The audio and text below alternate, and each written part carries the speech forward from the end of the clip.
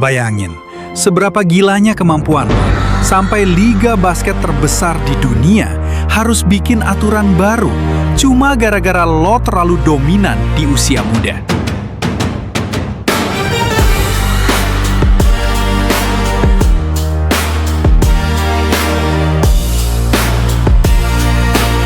Di NBA, hal ini beneran ada. Namanya The Derrick Rose Rule. Aturan yang lahir karena ada satu anak muda yang bener-bener ngacak-ngacak liga pas umurnya masih 22 tahun. Tapi, ini bukan cuma cerita tentang kehebatan di lapangan. Ini tuh kisah tentang gimana roda kehidupan bisa berputar se-ekstrim itu. Dari posisi paling atas di puncak dunia, jatuh ke titik paling bawah. Sampai akhirnya, ada satu malam di Minnesota yang bikin seluruh pencinta basket nangis bareng.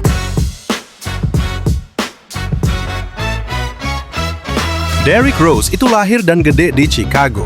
Jadi pas Chicago Bulls milih dia sebagai draft nomor 1 di tahun 2008, kota ini kayak ngelihat harapan baru setelah era Michael Jordan selesai. Dan Rose ngebuktiin itu semua. Gaya mainnya bener-bener nggak masuk akal, cepat, eksplosif, dan kayak nggak punya urat takut pas nabrak center lawan yang badannya 2 kali lipat lebih gede. Puncaknya di musim 2010 sampai 2011, di tengah dominasi prime LeBron James, anak muda umur 22 tahun ini keluar sebagai MVP, menjadikan dia MVP termuda sepanjang sejarah NBA. Tapi, tepat tanggal 28 April 2012, di game pertama babak playoffs, semuanya berubah.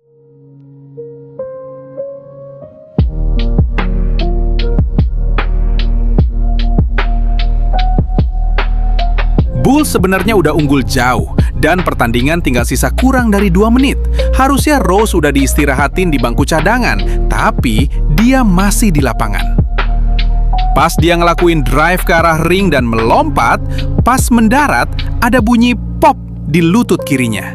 ACL-nya putus. Itu jenis cedera paling horor buat atlet yang gaya mainnya ngandelin kelincahan kaki. Sejak malam itu, karir Rose nggak pernah sama lagi. Sampai akhirnya, Chicago Bulls, tim yang dulu memuja dia, memilih buat menyerah dan mutusin buat trade Rose ke tim lain. Melihat perjalanan Derrick Rose setelah tahun 2012 itu, jujur sedih banget. Dari yang tadinya ikon global, tempat semua kamera nyorot dia, Rose berubah jadi pemain cadangan yang sering ditepikan gara-gara fisiknya rapuh. Banyak banget analis basket yang waktu itu nyuruh dia pensiun aja. Mereka bilang tubuh Rose udah habis. Tapi orang-orang lupa satu hal. Mental seorang juara itu gak dilihat pas dia lagi di atas, tapi gimana cara dia bangkit setiap kali dijatuhin ke tanah. Sampai akhirnya, momen magis itu datang di tanggal 31 Oktober 2018. Di malam itu, entah gimana caranya, memori tahun 2011 kayak balik lagi ke tubuh Derrick Rose. Dia main lepas banget, masukin layup, nembak 3 angka, dan ngelewatin musuh kayak lututnya gak pernah kena operasi sama sekali. Penonton satu stadion mulai merinding. Dan pas bel akhir berbunyi, angka di papan skor bener-bener gila. Derrick Rose baru aja nyetak 50 poin. Angka tertinggi sepanjang karirnya yang justru dia dapat pas semua orang mengira dia udah selesai. Malam itu, gak cuma orang di arena, tapi pencinta basket sedunia ikut nangis bareng Rose. Pas diwawancara selesai game, dia cuma bisa bilang sambil nangis, "Gua cuma terus kerja keras demi momen ini." Dari kisah Derrick Rose kita bisa belajar. Hidup mungkin bisa ngerusak rencana lo, ngerenggut bakat lo, dan bikin lo jatuh ke titik paling bawah. Tapi selama lo nolak buat menyerah, lo selalu punya kesempatan buat bikin keajaiban lo sendiri. Mawar dari Chicago ini emang sempat layu, tapi dia nolak buat mati. Kalau menurut lo sendiri, gimana perjalanan karir seorang D-Rose? Coba tulis pendapat lo di kolom komentar ya.